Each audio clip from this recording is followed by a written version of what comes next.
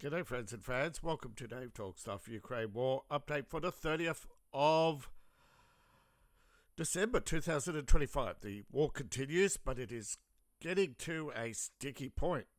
See, today's drone attack on Ukraine was not very big. It's your standard frontline attacks, targeting air defenses, whatever. But Ukraine's attacks on Russia took a dark turn. Normally in the past, it's the Cursed Bridge, power stations, fuel, sometimes Russian defenses, sometimes Russian ships. Sometimes they have been civilian ships. Sometimes they've hit civilian oil facilities. They hit the Kursk power station. But attacks on Moscow in the past have been financial centers. It's clear that Ukraine is attacking Russia's economy and has been for some time. Now, this, of course, is all because Ukraine's backers are financial speculators. They know if they place a bet and then get Ukraine to destroy something, it's going to affect the market, and they know how. It's a rigged system. But today they did something different, something that will definitely earn them destructive repercussions, and that is they attacked Russia's leader. Now, of course, this comes hot on the heels of Zelensky allegedly laughing that Chechens made hollow promises to get him in return for their attack on their leader's home. This is not the first time they've attacked Putin either. But finally, the world has woken up and they're not taking Ukraine's side. They're actually admitting that Ukraine attacked Russia and attacked their leader. Al Jazeera, Kiev is reporting Kiev rejecting claims, but the Australian, the Guardian, the Times, a broad spectrum of left-wing media has actually admitted that there was a drone attack. But it's Zelensky's the victim, saying it's because Russia doesn't want peace. This is why. All these liars out there for years have been getting thousands of views, pumping the ego of Ukraine. Social media does not care if you watch my video for 5 minutes and agree with me. They only care about statistics. And the analysts say that Ukraine is more popular than ever. Most Americans I speak to say it's quite the opposite. But when you try to explain to them, they don't want to give up their time. So, okay. But Zelensky's now trying to drag you into World War III. And a meme war and a psychological operation, so to speak, a war to make this war unpopular, has to go ahead. It has to succeed. Otherwise, what will Trump listen to? Zelensky or Putin? The Europeans are going to push everything they can against you. So it's not about Zelensky or Putin anymore. It's about Trump and getting him to actually understand once and for all that Zelensky is playing everybody for fools. Putin isn't our problem. He's not our responsibility.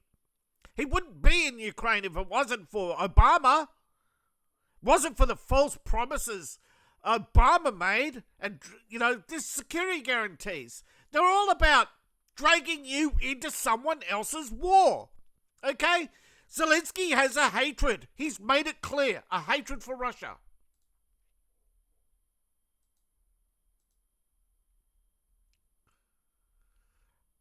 I don't know how often it has to be said or made clear that this man, and obviously his actions, but it's not just his actions, it's the media. Okay, the media is on Zelensky's side. The media is not neutral. Most of the commentators and analysts for the Ukraine war are not on Russia's side. They're on Zelensky's side. And this is a bad position to be in. Now, of course, the American Democrats don't care. All they care about is that they get their way. They don't care about you. They don't care about anything other than power.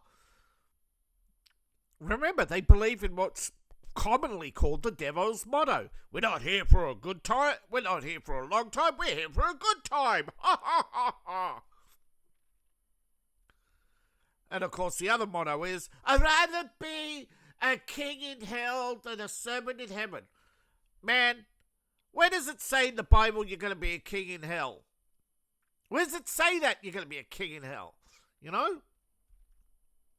It's like all these false Christians on Facebook saying, the God sent Trump to test you when you failed. Really? Is this God in the room talking to you right now? Please point him out to me. Ha ha ha. What does he say now? You know, this is the delusion of Democrats. They say anything to manipulate you. But a drone attack, of course, they always use the weasel words of claimed, you know, not, but at least we're actually not getting them ignoring. And of course, all the left, no, Putin didn't attack Putin's home. That is just Russian disinformation. This is the.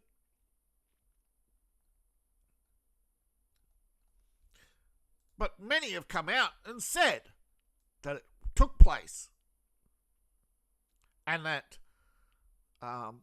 this was the first time they've attacked his private residence. Normally in the past, you know, there was a drone attack on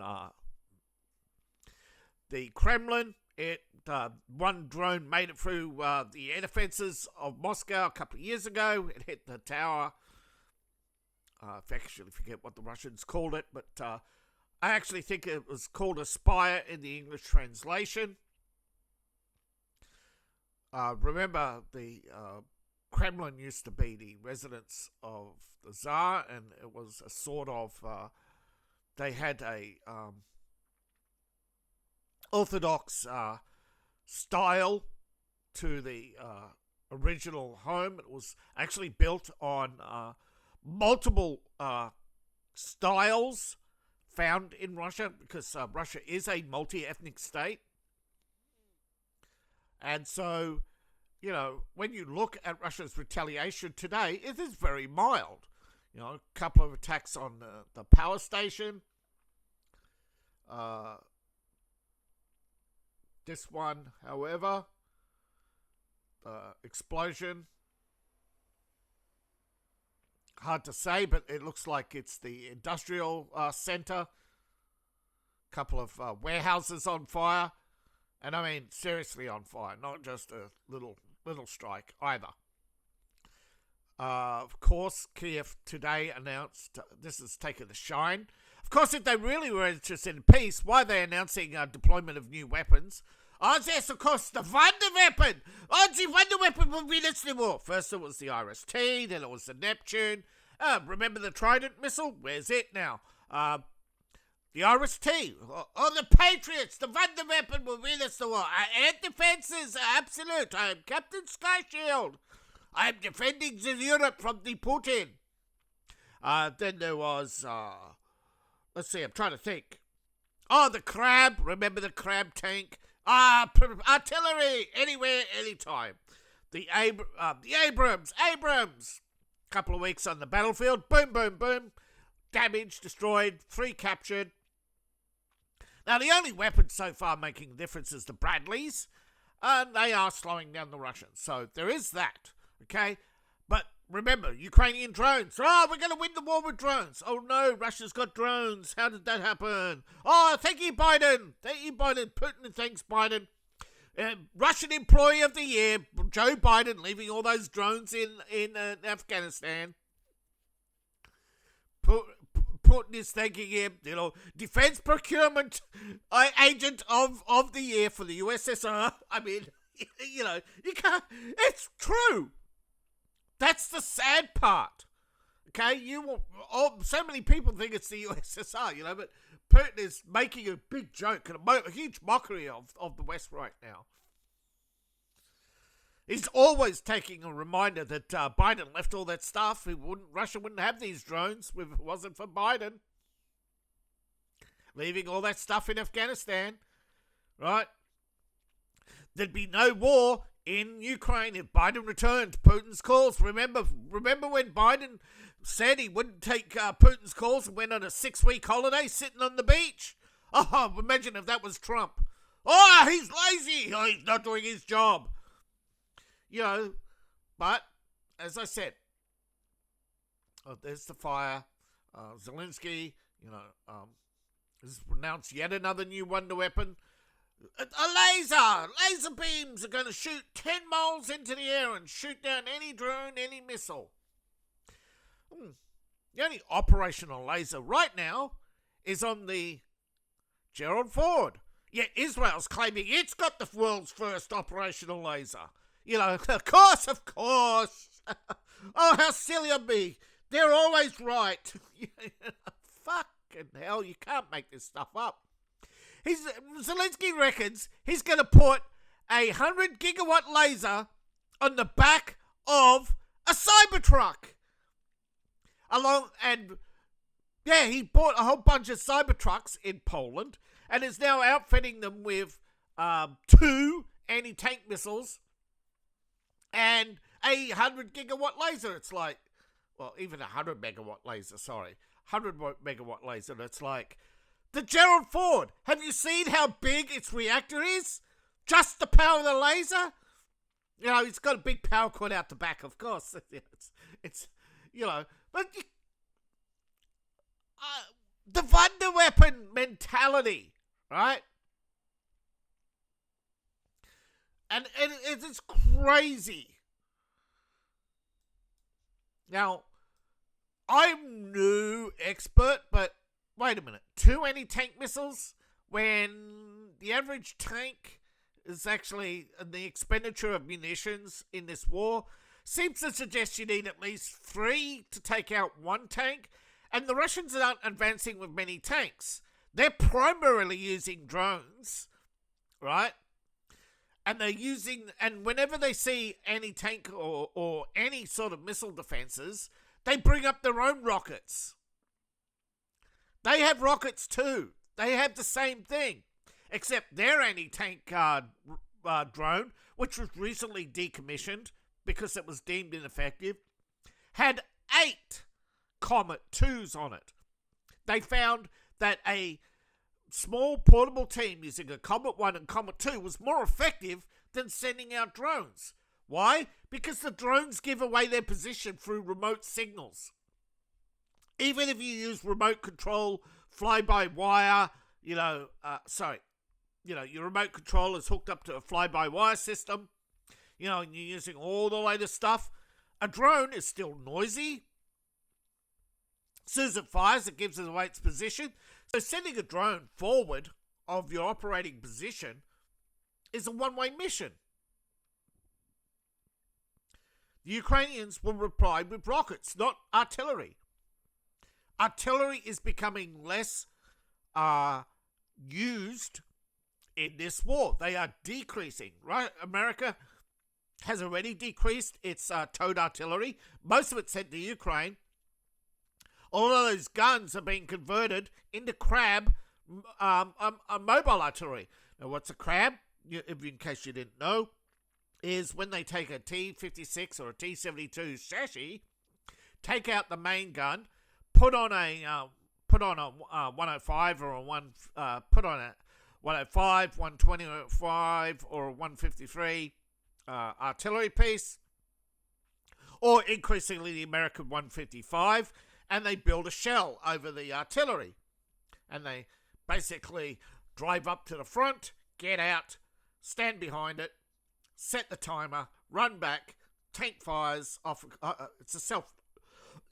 It's a self-loading system, right? They program it, run away, it fires. If the counter battery doesn't blow up the crab, they retrieve it, take it back to get reloaded. Smart move. I wouldn't want to be in self-propelled artillery when it goes off, and I definitely don't want to be in explosive range when counter batteries open up. You know? Yeah, don't worry, we'll protect it. Yeah, yeah, from over there. You know, I think if more people use their noggin in war, there'd be less war and more meeting of the troops, more meeting of the minds. I think right now, you know, the front line should be, hey, put down our guns and let's settle this like gentlemen. You know, a lot more of that would save lives, you know. Or I punched you out, you're now my prisoner, you survived, you know. If more people did that, you imagine how angry Putin Zelensky would be? Heck, you imagine how angry the arms industry would be. It'd be like 1914, the British officers running out, shooting their guns at anybody and everybody saying, get back to the war, you know. Was it 14 or 16? Christmas Day soccer match. Real thing. World War I was almost over because the working class decided to have a soccer match to settle the war. Now that would have been an interesting outcome if they really got away with it. But could you imagine if the Ukrainians settled this in a boxing match? I reckon Putin would rip Zelensky's head off, shit down his throat and call it a day. After all, he is ex-KGB. The emphasis on X. But as we move around the front, there is some action, little action, but there is action nonetheless. And of course, the Russians are back in Kupiansk. Ha! Surprise! A Putin surprise! Ta-da! But there is, Kharkiv, the usual target. The death trap here continuing. Now the operations here are stalled. They are probing the Ukrainian lines, grinding them down. Now, of course, they're actually having some movement here on the front. After the big breakthroughs, they've had a few small ones now. They're cementing their position, clearing out the minefields. And after a few more weeks of grinding, they'll probably smash this.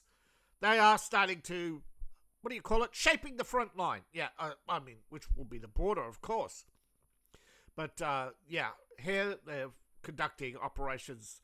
They are deep strikes. Russia does this now and again to stir the Ukrainians, but they're shaping the front line here. They don't seem to be in any hurry to push forward.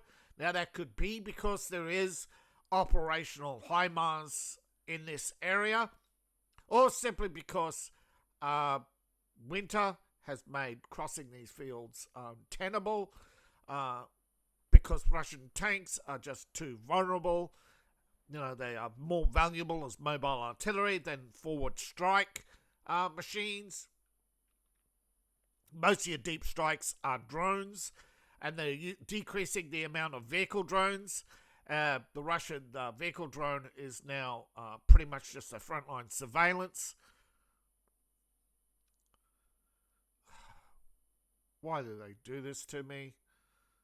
I wish I had an ad blocker that actually blocked the ads on this site that actually would enable the site to work. Because they throw all these ads, all random ads at me all the time. And it's distracting. Now, of course, it doesn't look like they've made any progress here. But it does appear that at least this side of the street is mostly now under Russian control. And just a few areas where they haven't cleared out the Ukrainians. But Konsk is a much bigger area. Now, there's still around over 120,000 in this area. Most of the civilians are gone. Ukraine knows why the rest of the civilians there, and no, they're not volunteers. Or, I am staying in my home. The Russians won't throw me out. Because we all know, we've seen the photos from Donetsk. Once the Ukrainians are gone, they're all out with their Russian flags. Of course, it's a survival instinct. Humans do this all the time. The weakest amongst society should not be condemned for their actions. It is their home. They've been there for so long that it doesn't matter to them who rules over them as long as they have their home. And that should not be condemned. I'm sick of liberals and their holier-than-thou bullshit about resistance, okay? Now, the gap here seems to be closing a little bit each day, or it's just the way they draw the lines. But it does appear that some of Shegerhove has been taken, so as well as this forest. Now, Russia's established a foothold in Volny and Novi and all that, but nowhere near Dopanilia. But it is closer to Dopanilia than they've ever been. They've taken a little bit of territory here, heading north. They haven't headed west for some reason. They seem to be really stuck here in Roddy, but they've been stuck in other towns before, and they turn them into death traps, like Potsk. Remember when they were stuck in Pavosk? They turned Pavosk into a death trap, and it's still operational. Myriads are now a death trap. 10 or 20,000 Ukrainians, depending which newspaper you read, are surrounded. They are low on morale and ammunition, but the Russians are not finishing them off. They are trying to get them to surrender, I think, because the PR would be much better for Putin to have them surrender than to wipe them out if they can't drive them out or capture them. Now, right now, it seems the raids are wearing them down to try and run them out of ammunition, because the last time the Ukrainians ran out of ammunition in Pavosk, they stayed in their bunkers and got captured easily. And then, of course, the Russians were able to trade them for some high-value officers who were captured, pretty much because, that's what Ukraine does. You know, they waste manpower to try and capture Russian officers to try, it's a who struck first, go in, try and kidnap a Russian officer or whatever, overrun positions. They each got their own way of trying to fight this war, but Ukraine is wasting manpower on stunts like capturing Russian officers and then only having to hand them back later, because Russia knows Ukraine can't afford to lose its experienced tank crews, with which they're running out, of course. Now, an interesting thing here, rather than go into the town, they've come south, right? They're moving. That's not the only place, but they're slowly moving into Ivaninka. They're slowly taking all but everything here in this little outskirt post here. They're back in Volodymyr, which appears to actually be an airport, but not an airport. Nobody actually knows what's there now. Like, it's blacked out, or old photographs. So whatever the Ukrainians had there and remanned and reset up, but it's only a tiny place. I don't think it's actually an airport. I think it's a helicopter. Some helicopters, some tanks, some barns, some fake farms. The usual. Once the civilians are moved out, they dress the place up to look even more Pleasantville than Pleasantville, and pretend that there's no military there, and everybody knows there's military there. I don't know why the military does this, but Russia's river crossings have been now successful. They're establishing footholds on the other side of the river, in some places uncontested, and they've even able to launch attacks here on Prokrovsky. And now they're moving ever closer to... They're actually on the outskirts. This actually updated short time ago. Remember when they were back here? So, yeah. I told you Chenavu was the target. And they're slamming the Ukrainians in the countryside. They've overrun most of Hulipol now. Only this outskirts left on the road to Zarin. They'll close this off just by taking the road. As you see, closed it off. They'll just keep closing it off. The Ukrainians will slowly be squeezed until they're either forced to retreat. Now, with Orgiv, right, they are crossing south of Orvik. They've taken mine. They are crossing south. They're going to go around and start countering Orniv. As you can see, they've successfully crossed the river. Orgiv is here. They've taken some villages on the other side. They are establishing river crossings now. So Putin's plan to find alternative river crossings for their tanks has succeeded. You may not know this, but during the Soviet era, Russia built a whole bunch of river crossings into rivers, but apparently the Ukrainians have mined them. But it's been working against the Ukrainians because the ones that they didn't mine, Russia mined to stop the Ukrainians.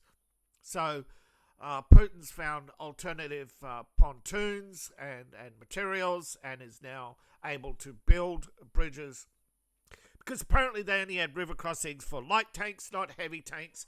I mean, heavy trucks. Sorry, most of their heavy tanks and heavy artillery, mobile artillery, not tanks. But yeah, that's what Russia's doing right now. They are crossing rivers successfully. They are setting up alternative river crossings. And the big river crossing here, as you see, uncontested. Previously, they'd be fighting over the river crossings here. Ukraine hasn't even attempted a river crossing in a while now. What are these river crossings that the Russia set up? Well, basically concrete blocks that they lower into the rivers, right? And basically over time that the mold moss will grow over it, and it would look like, these dark rivers. You wouldn't know they were there. So they're really just below the surface, and the tanks would cross on these low-set bridges that they could lay down on top of them. But Ukraine had mined a lot of them, particularly along here. Now Kherson has been attacked, predominantly at this river crossing here. As you may know, the bridge is broken, but now and again what the Ukrainians do is they come up with a forward bridging platform, drop it into place and try and run across the river, and they run into Russian artillery. But yeah, the Russians actually blew the bridge when they retreated. In case you didn't know, yes, Russia has retreated a few times. There's also a river crossing down here, which is actually a low, flat bridge. It's one of the...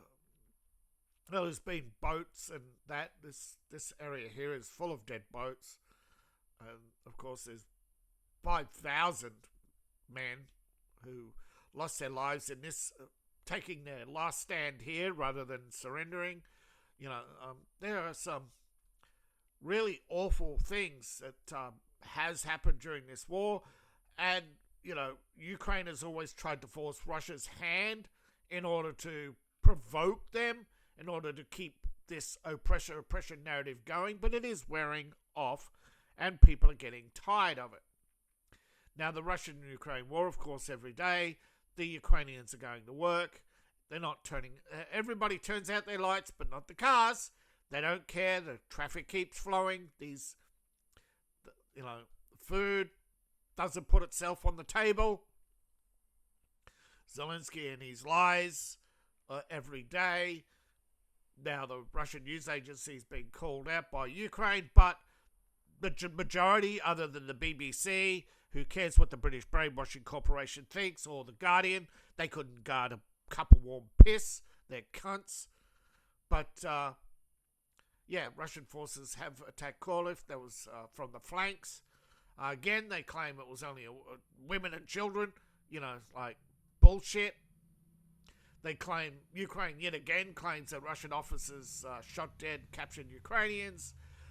These were men allegedly wired with grenades, approaching the running towards the Russian lines. This is how desperate Ukraine is right now. And it's all because of the blind, hear no evil, see no evil, speak no evil media that is blind to every war crime by Ukraine. And they are mostly trying to cover for Ukraine, but there are those who are telling the truth. But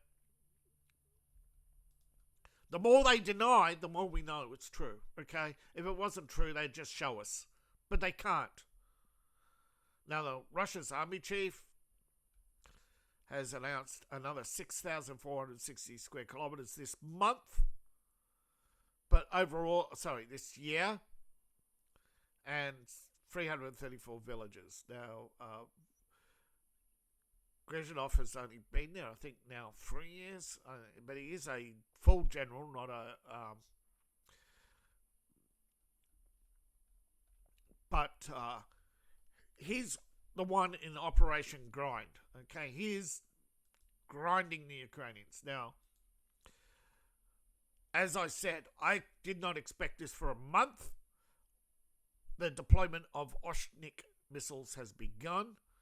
Now, yeah, they're deploying them in Belarus because they do expect a Polish attack. Poland and Finland have said they'll go it alone if they have to. They are trying to provoke a war. The more the pro-war channels get views, the more Zelensky and his animals think they have captured the imagination and the permission of the people to go to war and to do these horrible things. And the more Trump does nothing, because the majority of people don't seem to have a position, don't seem to have an outstanding voice, where they call up Joe Rogan or Alex Jones and say, I don't care about lizard people, or Joe, put down the bong, man. They're trying to send us to war. Are you going to say something about it? Until there's enough people harassing Congress, this war's going to continue. You know it, right? You know what a bunch of dithering old farts the Senate is. They're trying to angle the war jobs, You have Lindsey Graham talking about, but we need missile production, No, we don't. China's collapsing. All we have to do is park a few. Trump's right. All we have to do is park a few ships off Taiwan, and China's stuffed, right? We have sufficient weaponry. We would have sufficient artillery if it wasn't for a bloody Ukraine.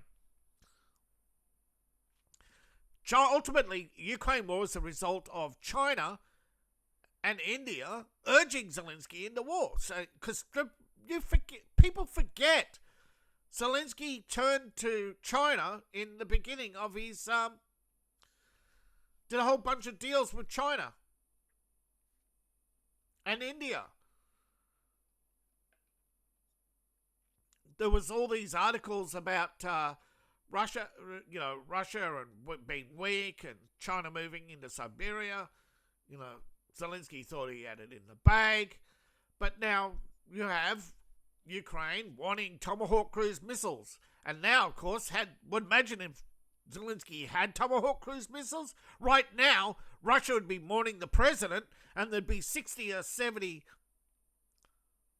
7,000 missiles headed towards Ukraine right now to basically annihilate it, right? The Orsk, except in one day, right? The Orsk solution, okay? Take my word for it. If you don't believe anything I say, when I say Russia's a sore loser, I hope you take my word for it, that the Orsk solution is a real thing. Netanyahu and many others have said today, and I know a lot of people don't like Netanyahu, but you gotta give credit where credit is due. You have to tell the truth. You have to understand. Now, of course, there is wars going on, and Saudi Arabia has put aside all its modern projects and now has decided to go back to attacking Yemen. Now, this apparently was in retaliation now for a weapon shipment. Now, apparently the UAE is backing a coalition against Saudi Arabia, but some say this is not true, that Saudi Arabia and the UAE are not at odds. But, two UAE ships originally arrived without government operation into Yemen, allegedly unloading quantities of military equipment to support the SDC at the request of Rashid Al-Amani. And so, they carried out airstrike.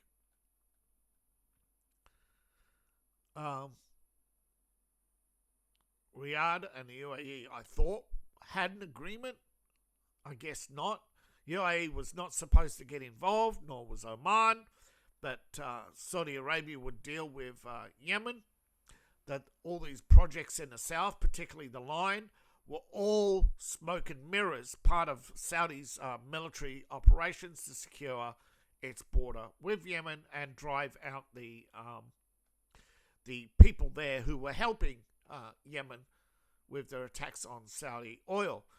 Because apparently some Saudi tribes don't get money because they're not Sunni, allegedly. So we have a round of combinations from various world leaders. Some of them you may not like, some of them you don't care. But it doesn't matter anymore whether what's true or not when you have this level of support for Putin from BRICS, which shifts the power from China, right? Shifts the power from and attention off Ukraine and puts egg on Ukraine's face, because now all the people who warned you about Zelensky will finally get attention, and maybe people actually start looking into who Zelensky is, and that senior analysts, pointing out this is not the first drone barrage. It's a very basic game. There were rules put onto weapons use. Civilians, including civilian leadership, are not military targets. And for Trump, you know how well informed Trump is. You don't think for a moment he didn't check the tracking and the satellites, and he's now you may not believe the CIA, right? But the CIA ain't the ones responsible for primary intelligence when it comes to war. That is the Office of National Reconnaissance, who operate the military satellites and spy planes. This is a branch of the no such agency, but it's attached to the US Air Force. Yeah, serve in silence. They are silent observers, neutral. They just present the facts. If a missile moves, the NRO knows it.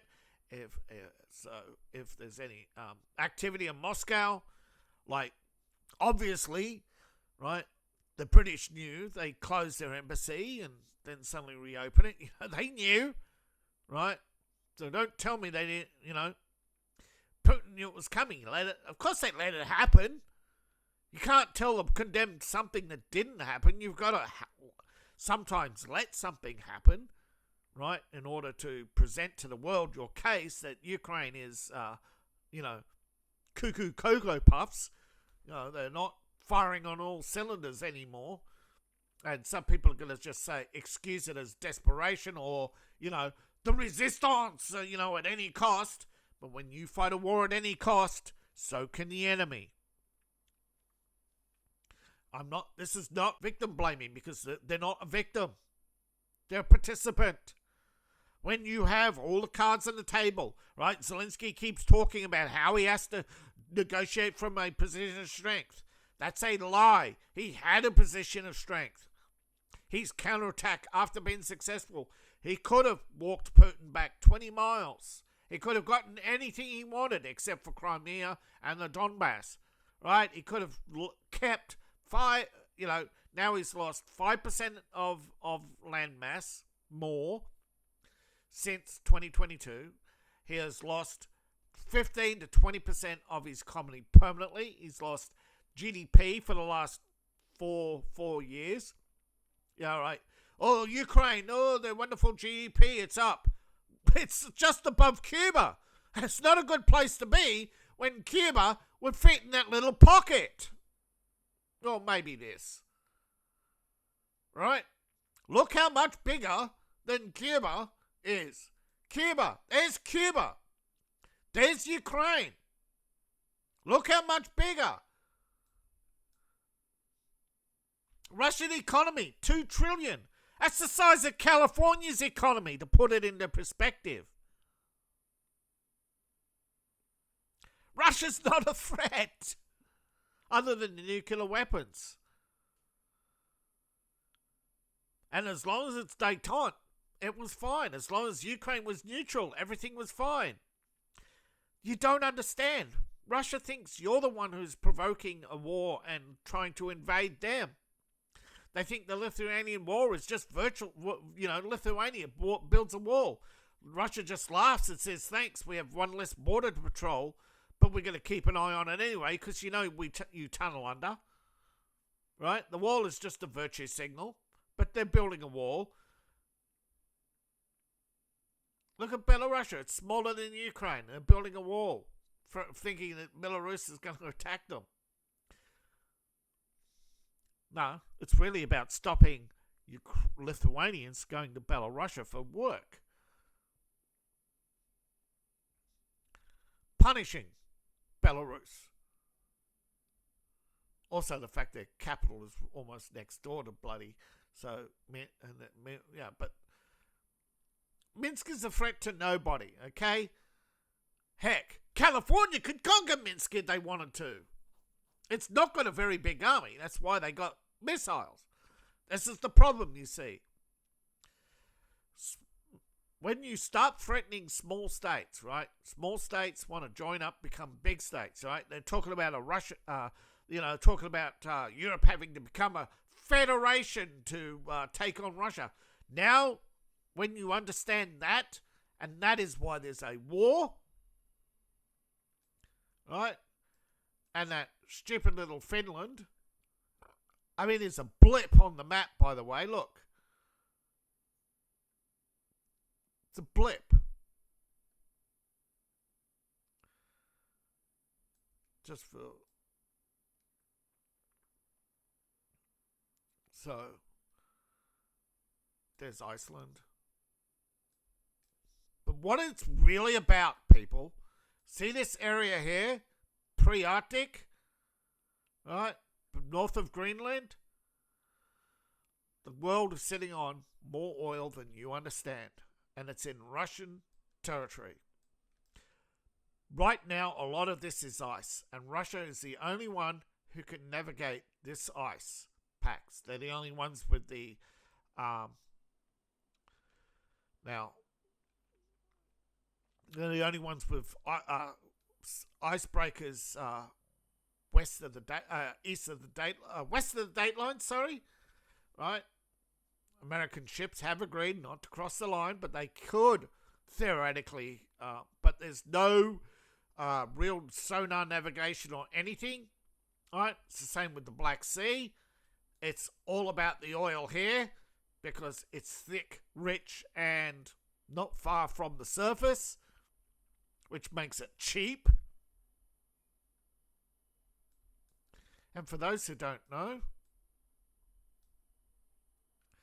see this blip on the map?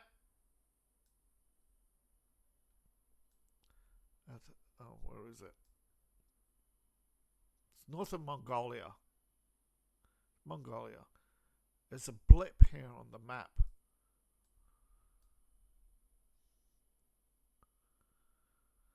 Disputed territory between Russia, China, and Mongolia. There's China. So it's somewhere around here. There. It's been renamed. It's on the, you'll see, it's on the Russian side of the map. The Chinese cities on the border are creeping into Russia. Same here. So, it is what it is. We don't know to what extent Russia has allowed it, or too weak, or lacking any leverage to stop them. But yeah, Chinese are building, and now they've in the last 12 months, those cities have doubled in size. But now Russia is sort of taking some of the factories back under their control because they were Russian cities. They were trade positions, but the Chinese have been taking over. Now they're doing it in Vietnam too. So to what extent you would want a neutral Russia? Because to neutralize Russia would weaken China in any dispute over whether it's Taiwan, Vietnam, or Taiwan, Vietnam, Japan, and the Philippines. We don't know yet. Korea, of course, is talking about mutual defense pact, but they want assurances that that include a defensive line in case, because there's neutrality and other issues with North Korea. And they were looking at, well, it's North Korea, we will recognize you, but North Korea won't respond in kind and won't rule out helping China like they help Russia. So there is a complex issue there right now, which is threatening the world's security far more than the Ukraine war. So when Trump says there are bigger concerns, he means it. Thank you, everybody, for listening. Please like... Oh, yes, I did restart this. I had a crash. So thank you, everybody. I actually got almost to the end when I crashed. Yeah, thank you, everybody. Please like, share, and subscribe. Yeah, as I do sometimes pre-record these, but this time I'm live. So thank you for watching. Please like, share, and subscribe. Please support the channel. Yeah, but you can support me primarily on Patreon. A lot of people do come to my RPG Patreon, whether you stay for a week, a month, whatever. You're all welcome. Let's try and build a community. But yeah. Gosh. Why won't you stop? I'm having problems stopping this tree. Oh, my link tree. Yeah, I know, but thank you for listening this far. Oh, no, I'll stop the stream. Yeah, I'm trying to. This time, third time's the charm. Ta-da!